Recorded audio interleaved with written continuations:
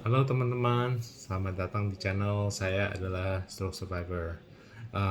Hari ini saya mau bahas topik sering, bukan banyak.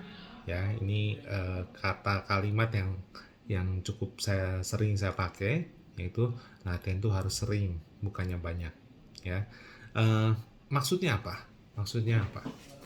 Jadi begini teman-teman, ini ada dua aspek ya, ada dua sudut pandang ya kenapa harus sering. Ya, pertama, kita nih prosesnya sedang memprogram ulang otak kita. Ya, satu-satunya cara memprogram ulang otak adalah repetisi. Ya, repetisi itu bukan berarti sekali gerak 1.000 kali. Bukan. Karena apa? Karena kalau kita lakukan sekali gerak 1.000 kali, udah pasti gerakannya di awal bagus, mulai ke tengah, dan ke akhir pasti berantakan. Karena apa? Karena pasti ya satu capek ya, tenaganya pasti belum belum normal kan. Jadi habis itu kalau misalkan kita udah bisa 100 kali bagus, mulai ke belakang gerakannya mulai capek. Nah, jadi kalau kita sedang memprogram ulang suatu gerakan, ya termasuk jalan ya. Kalau jalan itu kan juga gerakannya yang kita program ya. Nah, itu pun sama kalau kita jadi yang ideal adalah kita lakukan sering-sering dilakukan, bukan sekali melakukannya banyak ya. Jadi dicicil. Kenapa dicicil? Ya karena dengan dicicil, satu, gerakan kita akan lebih bagus. Kedua, apa? Kita punya program ke otak tentu akan lebih maksimal, ya. Eh, Terus sudut pandang kedua, sering dilakukan. Sering dilakukan itu adalah kita lagi melatih muscle memory sebenarnya, kekuatan apa? Memori otot juga, ya. Jadi gerakan-gerakan itu memang harus dilatih. Kayak kita kalau lagi belajar apa ya, menghafal, kayak belajar dansa gitu ya, kita menghafal, kita nggak bakal bisa melakukan gerakan itu 2 jam berturut-turut ya. Kita pasti makin ngaco, pasti harus ada breaknya, harus ada istirahatnya, terus nanti diulang lagi, diulang lagi, diulang lagi.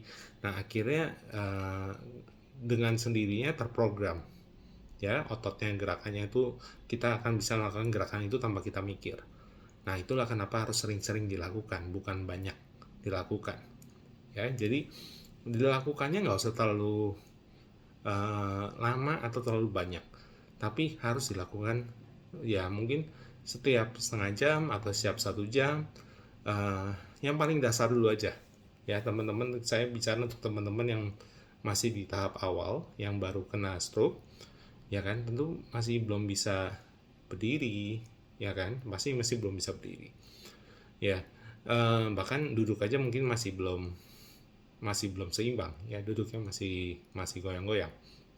Nah, kalau yang seperti ini kan nggak mungkin kita memaksakan duduk setengah jam atau berdiri setengah jam, nggak mungkin ya kan. Paling bisa duduk ya 2 menit atau 3 menit, atau bahkan berdiri pun bisa 2 menit atau 3 menit. Nah, itu yang saya maksud, nggak usah lama-lama ya, sebisanya aja. Kalau bisanya 2 menit berdiri, ya nggak apa-apa berdiri 2 menit, tapi lakukan sesering mungkin.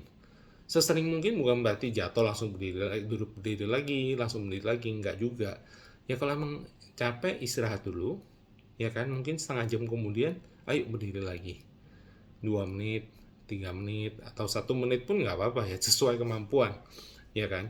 Nah, tapi dilakukan setiap setengah jam atau paling nggak setiap jam. Nah, kenapa? Satu, supaya ya tadi memprogram ulang otak kan, itu kan memprogram keseimbangan juga. Terus ototnya dipakai. Kalau ototnya nggak dipakai juga sama, ototnya jadi apa ya, mengecil dan kontraktur ya. Jadi di sini kita, kenapa saya menekankan latihan, apapun latihannya, lakukan dengan sering, bukannya banyak ya. Mau itu latihan jalan, mau latihan berdiri. Jadi jalan nggak usah jalan 10 kilo gitu, nggak harus ya, tapi cukup jalan 5 menit atau 2 menit pun nggak masalah, tapi jalannya benar.